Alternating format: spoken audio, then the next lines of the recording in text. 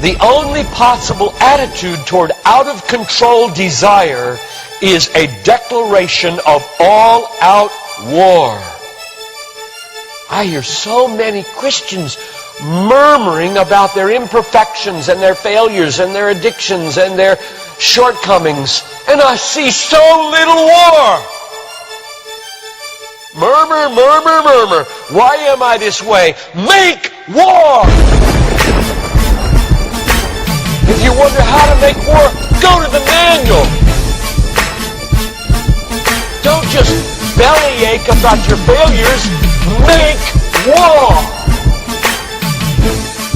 He says, I'm continuing the quote, there is something about war that sharpens the senses. You hear a twig snap or rustling of the leaves and you are in attack mode. Someone coughs and you are ready to pull the trigger. Even after days of little or no sleep, war keeps us vigilant. There is a mean, violent streak to the true Christian life. But now let's very carefully ask, violence against whom? Or what? Not other people. Not other people. Not other people. Not Muslims. Not Hindus. Not Buddhists. Not atheists. Not secularists. Not nominal Christians. Not wives or husband or children or ornery bosses. But on every impulse in our soul to be violent to other people. Violence, a mean streak in Christianity, against our own selves. And all in us that would make peace with sin and a settling in peacetime mindset.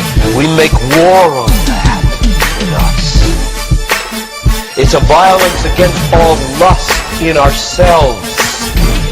All enslaving desires for food, caffeine, sugar, chocolate, alcohol, pornography, money, the praise of man, approval of others, power, fame. This is our enemy. This is where we make war. It is a violence against all racism in our souls, all sluggish indifference to injustice in our souls, a violence against all indifference to poverty and indifference to abortion in our souls. Did you know that in the warfare of Romans, Satan doesn't show up until chapter 16.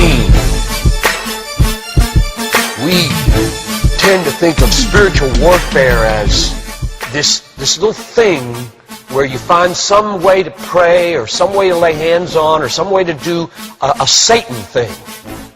Well, that's important. Believe me, that's important. We war not against flesh and blood, but against principalities and powers and world rulers of this present darkness and spiritual hosts of wickedness in the heavenly places. That's important. But you know what? It's not nearly as important as this. Because the only foothold Satan has in your life is your flesh and your sin. Nobody goes to hell because of Satan. The only reason we go to hell is sin. Much more important than fighting Satan is fighting sin.